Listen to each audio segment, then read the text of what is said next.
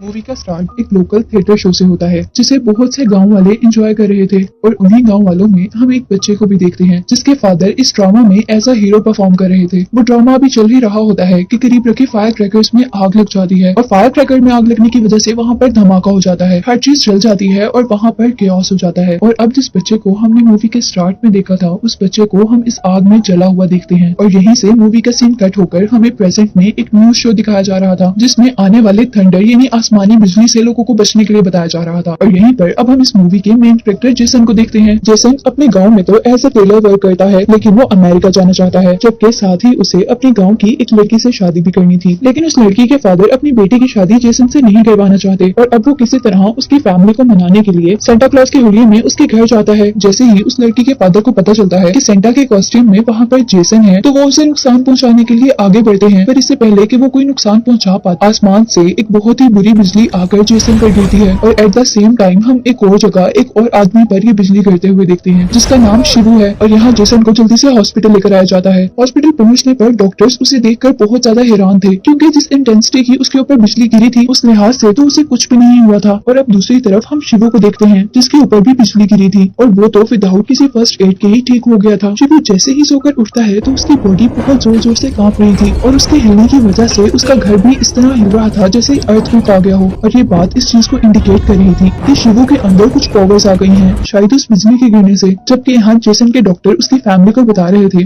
कि उसे बिजली ने कोई भी नुकसान नहीं पहुंचाया। और यहाँ जैसे ही जेसन अब अपने स्ट्रेचर से उठता है तो उसका स्ट्रेचर भी बेंड हो गया था। घर आने पर हम देखते हैं कि जेसन अब अपनी सिस्टर की सपोर्ट पर अमेरिका जाने की तैयारी कर रहा था और इस काम के लिए वो अपनी फ्रेंड ब्रूस ली से मिलता है जो कि जेसन के नेफ्यू की टीचर भी थी। इसी के साथ साथ हम देखते हैं कि जेसन जैसे बीमार हो रहा था, उसे बहुत ज्यादा कफ थी और उसके कफ में से एक सिल्वर कलर का म्यूकस निकल रहा था। जेसन अब रात में घबराकर उठ जाता है और जैसे ही वो विंडो ओपन करने लगता है तो उसकी पावर्स की वजह से विंडो ओपन होने की जगह वहाँ से पूरा का पूरा डोर ही टूटकर बाहर की साइड पर गिर जाता है। अब हम देखते हैं कि जब जेसन अपने नेफ्यू के साथ बैठा हुआ था तो उसे बहुत दूर से पानी की गिरने की आवाज आ रही थी और वो अपने नेफ्यू से कहता है कि शायद टैप ओपन है। और जैसे ही वो टैप बंद करने के लिए बाथरूम में जाता है तो बाथरूम का दरवाजा खोलते हुए बाथरूम का दरवाजा भी टूट जाता है और टैप यानी नल को बंद करते हुए वो भी टूट जाती है। इसके बाद हमें शिबू को दिखाया जाता है और हम देखते हैं कि जेसन की तरह शिबू के मुंह से भी वो सिल्वर म्यूकस निकल रहा था। नेक्स्ट डे हम देखते हैं कि जेसन को बहुत ज्यादा भूख लगने पर वो अपने घर का सारा खाना खा लेता है क्योंकि अब उसने सबका खाना खा लिया था, इसीलिए उसके ब्रदर इन लॉ के लिए कोई खाना नहीं बचा था, जिस वजह से उनके घर पर लड़ाई होती है। और जेसन जैसे ही एक हाथ से अपने ब्रदर इन लॉ को हिट करता है तो वो इतनी दूर जाकर गिरते हैं कि वहाँ दीवार में भी होल हो जाता है। अब जेसन का नेफ्यू ये रियलाइज करता है कि जेसन के अंदर सुपर पावर्स आ गई हैं। वो जेसन को सुपर हीरोज के बारे में भी बताता है और सुपर पावर्स के बारे में भी, और वो लोग मिलकर ये डिसाइड करते हैं कि पहले वो चेक करेंगे कि जेसन के पास कौन कौन सी सुपर पावर्स आई हैं। और दूसरी तरफ शिबू ने भी अपनी सुपर पावर्स को डिस्कवर कर लिया था और उसके पास माइंड से चीजें कंट्रोल करने की पावर आई थी। जेसन के पास काफी सारी पावर्स आई थी जिसमें वो बहुत दूर की आवाजें सुन सकता था। उसे फाइटिंग पावर्स मिली थी लेकिन माइंड से चीजें कंट्रोल करने वाली पावर्स नहीं मिली थी। और अब जेसन अपनी पावर्स का यूज करते हुए अपनी सिस्टर और अपने नेफ्यू के लिए कुछ गिफ्ट्स इकट्ठे करता है। यहाँ जेसन की फ्रेंड ब्रूस ली उसे बताती है कि उसका अमेरिका जाने का वीजा रिजेक्ट कर दिया गया है। और अब यहाँ पर हम शिबू को देखते हैं और उसके पास्ट के बारे में हमें पता चलता है कि उसके पास्ट में एक फ्रेंड थी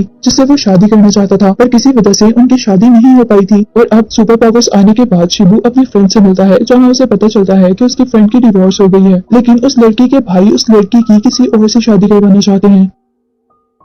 उनकी इसी सब बातों के दौरान शिबू के फ्रेंड उषा की बेटी भी होश हो जाती है जिसे वो हॉस्पिटल लेकर जाते हैं। अब यहाँ जेसन को हम पुलिस स्टेशन में देखते हैं जहाँ उसे बताया जा रहा था कि उसका वीजा इस वजह से रिजेक्ट किया गया है क्योंकि उसकी बर्थ और स्कूल सर्टिफिकेट पर उसके फादर के नाम चेंज है। जेसन उन्हें समझाने की कोशिश करता है कि वो कोई मिसअंडरस्टैंडिंग थी, लेकिन यहाँ पुलिस ऑफिसर उसे सच बताते हैं। यहाँ अब हमें जेसन की स्टोरी पता चलती है। असल में मूवी के स्टार्ट में दिखाया जाने वाला बच्चा जेसन ही था और उसके फादर की उस एक्सीडेंट में डेथ हो गई थी और उस एक्सीडेंट में जेसन की भी याददाश्त चली गई थी और अब जेसन को उसके स्टेप फादर ने ही पाला था। जेसन ये सारी बातें सुनकर शॉक था, जबकि अब हमें उषा की बेटी को दिखाया जाता है जो कि बहुत ज्यादा बीमार थी और उसका फौरन ऑपरेशन करना जरूरी था। शिबू उषा से कहता है कि मैं कहीं से भी पैसों का अरेंज करूंगा। अब हम जेसन को उसके घर पर देखते हैं और यहाँ उसके स्टेप फादर उसे बताते हैं कि तुम्हारे असल फादर उस दिन सिर्फ उस ड्रामा के हीरो नहीं थे बल्कि वो एक सच में हीरो थे क्योंकि उस दिन उन्होंने अपनी जान को खतरे में डालकर सबको बचाया था। और खुद वो मर गए थे। यहाँ वो जेसन को एक बॉक्स भी देकर जाते हैं जिसमें उसके फादर की कुछ चीजें थी। जेसन को अपने फादर के उस सूटकेस में से अपना नाम मिन्नल मुरली पता चलता है और तभी वो देखता है कि उसके स्टेप फादर को चोट लगी है और इन्वेस्टिगेट करने पर पता चलता है कि जेसन के स्टेप फादर को उस पुलिस ऑफिसर ने मारा है जिसकी बेटी के साथ जेसन शादी करना चाहता था। और जेसन अब उस पुलिस ऑफिसर से बदला लेने के लिए उस शो में जाता है जिस शो की सिक्योरिटी उनके जिम्मे थी। वहाँ वो एक बर्ड के कॉस्ट्यूम में उस पुलिस ऑफिसर को बहुत ज्यादा मारता है और जाते हुए स्टेज पर अपना नाम मिन्नल मुरली लिखकर जाता है, जो कि जूट का मास्क पहनकर बैंक रॉबरी करता है अपनी फ्रेंड उषा को पैसे देने के लिए। लेकिन हॉस्पिटल जाने पर उसे पता चलता है कि वहाँ पर बिल पहले ही पे हो चुका है। अब गाँव में उस रात 2 क्राइम हुए थे। दोनों क्राइम जिन्होंने किए थे उनके मुंह पर मास्क थे और सबको लगता है कि ये दोनों क्राइम करने वाला एक ही पावरफुल इंसान है जिसका नाम मिन्नल मुरली है। हालांकि दूसरा क्राइम तो शिबू ने किया था लेकिन इसके बारे में कोई भी नहीं जानता। जहाँ अब हम देखते हैं कि जेसन के ब्रदर इन लॉ जो कि एक पुलिस ऑफिसर हैं, उनको पता चल गया था कि मिन्नल मुरली उनका अपना भाई है क्योंकि उसके अंदर पहले भी बहुत सारी पावर्स वो देख चुके थे और अब वो जेसन के घर पर उसका मास्क भी देख लेते हैं। अब वो उसे पकड़वाने के लिए उसके कुछ कपड़े लेकर वहाँ से भाग रहे थे। जेसन जल्दी से उनकी गाड़ी का पीछा करता है जहाँ पर वो बहुत तेजी से भाग रहा था, यानी उसके पास तेज भागने की भी सुपर पावर्स थी। वो उनकी वैन को रोककर वहाँ से अपने कपड़े निकाल लेता है और सबसे बचने के लिए अब वो एक बस में चला गया था। ये बस असल में उसके फ्रेंड की शादी की बस थी। अब यहाँ पर जेसन के ब्रदर इन लॉ को शक है कि बैंक रॉबरी भी जेसन ने ही की है, जबकि उनकी टेलर शॉप से पैसे भी जेसन ने ही चोरी किए हैं। जो पैसे जेसन ने अमेरिका जाने के लिए रखे थे, लेकिन असल में वो पैसे उषा के भाई ने चोरी किए थे क्योंकि उसे अपनी बहन की बेटी का इलाज करवाना था, जबकि बैंक रॉबरी तो शिबू ने की थी। लेकिन क्योंकि सबको यही लगता है कि ज्यादा पावरफुल जेसन है और शिबू को कोई नहीं जानता, इसीलिए सारा इल्जाम जेसन पर है। इधर क्योंकि जेसन के अमेरिका जाने वाले पैसे चोरी हो चुके थे और उसे ये भी पता था कि ये पैसे किसने चोरी किए हैं, तो वो अपने वर्कर के साथ लड़ाई कर लेता है क्योंकि उसे उन पैसों की बहुत ज्यादा जरूरत थी। लेकिन उसके स्टेपफादर उसे समझाते हैं कि तुम्हें ऐसा नहीं करना चाहिए था क्योंकि वो उनका पुराना वर्कर था और वो जेसन से कहते हैं कि तुम्हें उससे जाकर सॉरी करनी चाहिए। जबकि जेसन की टेलर शॉप पर हम उषा के भाई को देखते हैं जिससे जेसन ने सॉरी कहने के लिए आना था, लेकिन उससे पहले यहाँ पर शिबू आ जाता है और यहाँ पे शिबू उससे कहता है कि तुम ये पैसे रख लो और ये पैसे तुम जेसन को दे देना और इन पैसों के बदले तुम अपनी बहन की शादी मुझसे करवा दो। लेकिन उषा का भाई उस बात पर इनकार कर देता है जिसकी वजह से शिबू अपनी पावर्स का यूज करते हुए अपनी सीजर से उसे मार देता है और बाहर आकर वो शॉप भी चला देता है। जहाँ सबको लग रहा था कि ये शॉप जेसन ने चलाई है क्योंकि जेसन ही इस शॉप पर आने वाला था और वो ही उषा के भाई से माफी भी मांगने वाला था। जेसन के ब्रदर इन लॉ को इस वजह से भी उस पर शक होता है क्योंकि उस शॉप के बाहर मिन्नल मुरली लिखा हुआ था। सब लोग जेसन को गलत समझ रहे थे, लेकिन यहाँ पर एक आदमी ने शिबू को ये सब करते हुए देखा था और उसने शिबू को पावर्स भी यूज करते हुए देखा था, इसलिए वो डर कर वो गाँव छोड़कर जा रहा था और साथ ही वो अपने साथ सारे गाँव वालों को भी इस गाँव से निकलने को कहता है। वो उनको कहता है कि यहाँ पर बहुत बड़ी मुसीबत आने वाली है और तुम लोग अपनी जान की परवाह करो।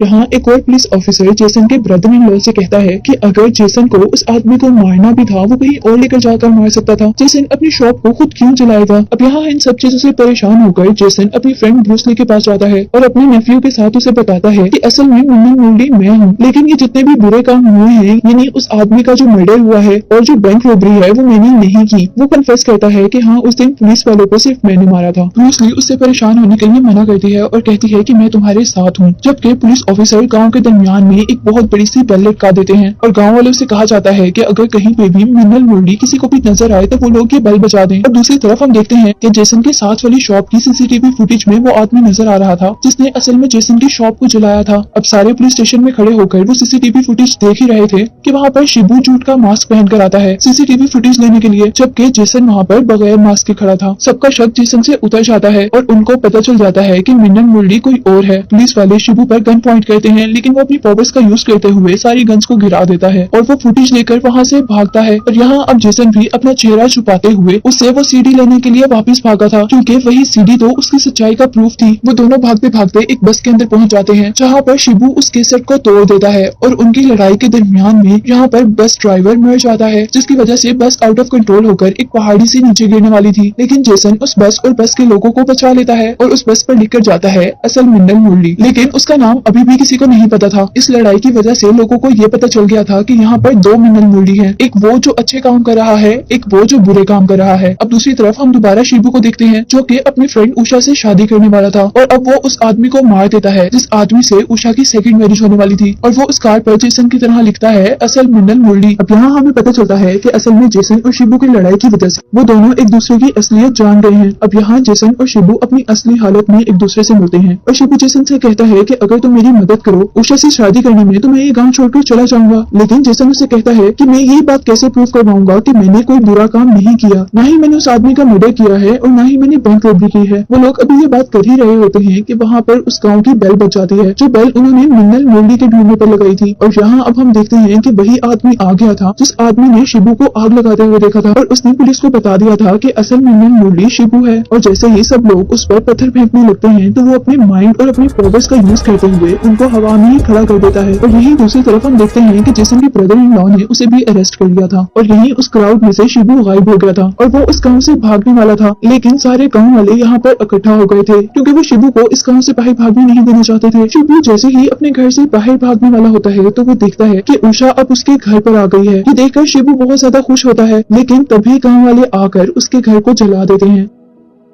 वो तो घर से बाहर था जिसकी वजह से वो तो बच जाता है, जबकि उसके फ्रेंड उषा और उसकी बेटी मर जाते हैं। और अब वो इस गुस्से में पूरे गांव को उसी तरह खत्म करना चाहता था जिस तरह उसकी फ्रेंड मरी थी, यानी आग लगाकर। अब यहाँ हम देखते हैं कि पुलिस वाले भी किसी तरह शिबू को रोकने की कोशिश कर रहे थे क्योंकि वो भी जान गए थे कि शिबू अब बदला जरूर लेगा। और शिबू ने अब एक क्राउड के अंदर बहुत ज्यादा बम लगा दिए थे जिसकी वजह से जगह जगह आग लग जाती है। और अब पुलिस ऑफिसर्स जेसन के पास आते हैं, वो उससे कहते हैं कि हम ये नहीं जानते कि तुम्हारे पास क्या सुपर पावर्स हैं और तुम क्या कर सकते हो, लेकिन प्लीज तुम किसी तरह हमारे गांव को शिबू से बचा लो। वो जल्दी से जेसन को जेल से बाहर निकालना चाहते थे, लेकिन उनकी कीज गुम हो जाती है और जेसन अपने हाथ से गेट तोड़ते हुए बाहर निकलता है। और अब जेसन अपने बनाए हुए नए सुपरमैन कॉस्ट्यूम में वहाँ पर पहुँचता है जहाँ पर आग लगी हुई थी। और यहाँ पर जेसन और शिबू के दरमियान में लड़ाई शुरू हो गई थी, लेकिन क्योंकि शिबू के पास माइंड कंट्रोल करने की पावर थी और जेसन के पास ऐसी पावर नहीं थी तो जेसन हारने वाला था। और अब वो लड़ाई को छोड़कर शिबू को समझाने लग जाता है कि तुम प्लीज गाँव वालों को छोड़ दो। वो कहता है कि गाँव वालों ने तुम्हारा क्या बिगाड़ा है। और तभी शिबू से कहता है कि मेरी फ्रेंड उषा ने भी किसी का कुछ नहीं बिगाड़ा था और मैंने भी किसी का कुछ नहीं बिगाड़ा था, तो मुझे ये सजा क्यों मिली है। और अब शिबू अपने गुस्से में जेसन को बहुत ज्यादा मारता है और क्योंकि जेसन की पावर्स थोड़ी कम थी इसलिए वो हार रहा था। जेसन शिबू को मारता है और वो जाकर एक जमीन पर गिरता है जिसकी वजह से उसकी वो याददाश्त वापस आ जाती है जब मूवी के स्टार्ट में उनके गाँव में आग लगी थी और उसके फादर ने सबको बचाया था। और यहाँ अब उसके पास भी माइंड से चीजें कंट्रोल करने की पावर आ गई थी और वो अपने फादर की तरह यहाँ सारी चीजों को बचाने वाला था। और इतनी पावर्स आने के बाद अब जेसन एक बहुत बड़ा स्पेयर उठाकर शिबू की तरफ बढ़ता है और उसके अंदर स्टैब करके